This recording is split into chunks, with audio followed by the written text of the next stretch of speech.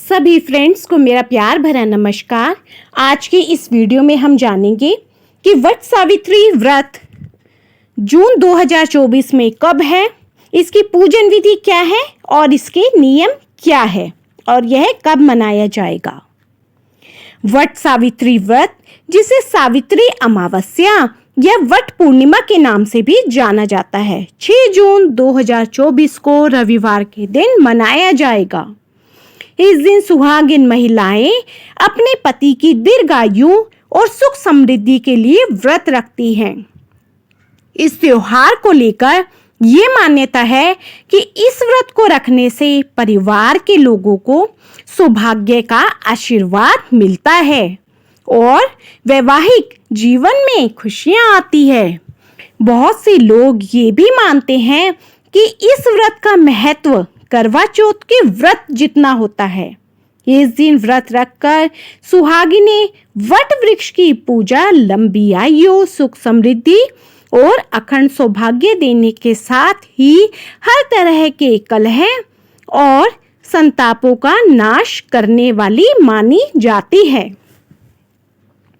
अब हम जानेंगे वट सावित्री व्रत का पूजन मुहूर्त।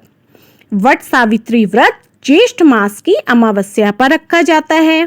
पंचांग के अनुसार अमावस्या की तिथि की शुरुआत 5 जून की शाम को 5:54 पर हो रही है और इसका समापन 6 जून 2024 शाम 6:07 पर होगा।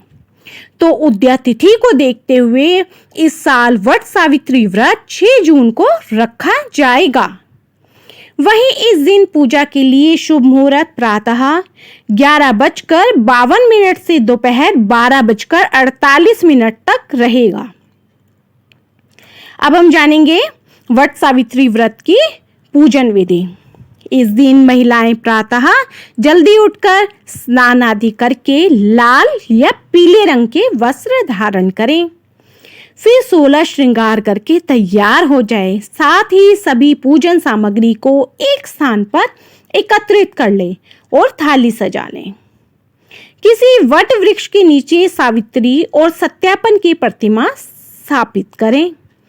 फिर बरगद के वृक्ष की जड़ में जल अर्पित करें और पुष्प, अक्षत, फूल, भीगा हुआ चना, गुड़ व मिठाई चढ़ाएं।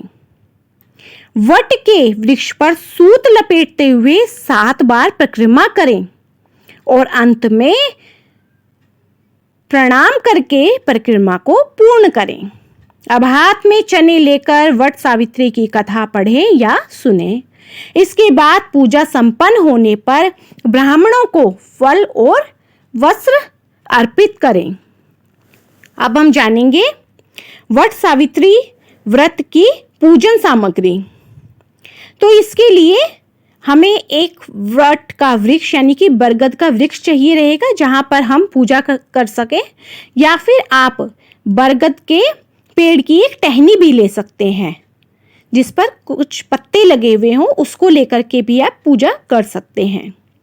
सावित्री और सत्यवान की मूर्ति या तस्वीर, भीगा हुआ काला चना, कलावा या रक्षा सूत्र या सफेद कच्चा सूत जो कि आप बरगद के पेड़ पर बांधते हैं, 1.25 मीटर का कपड़ा, बांस का पंखा, लाल और पीले फूल, मिठाई, बताशा, मौसम के हिसाब से फल, मिट्टी का दीपक, धूप, दीप, अगरबत्ती, सिंदूर, अक्षत, रोली, पान का पत्ता, सुपारी, नारियल, श्रृंगार सामग्री जो कि अर्पित की जाती है, जल कलश, पकवान, पूड़ी, स्टील या पीतल की थाली।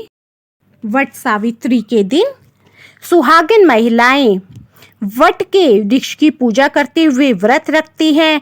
ऐसी मान्यता है कि ज्येष्ठ कृष्ण अमावस्या के दिन सुहागिन महिलाओं द्वारा वट वृक्ष के नीचे बैठकर पूजा करने और रक्षा सूत्र बांधने से पति की लंबी आयु होती है और हर मनोकामना पूर्ण होती है। महिलाएं पुत्र प्राप्ति की इच्छा से भी ये व्रत करती हैं। वट वृक्ष में ब्रह्मा, विष्णु और महेश तीनों देवताओं का वास माना जाता है। अतः इस वृक्ष की पूजा करने से सुख समृद्धि और उत्तम स्वास्थ्य का पुण्य फल मिलता है। ऐसी मान्यता है कि वट वृक्ष के नीचे बैठकर ही सावित्री ने हठपूर्वक अपने पति सत्यवान को दोबारा जीवित कर लिया था। इसी दिन सावित्री अपने पति सत्यवान के प्राणों को यमराज के चुंगल से छुड़ा लाई थी।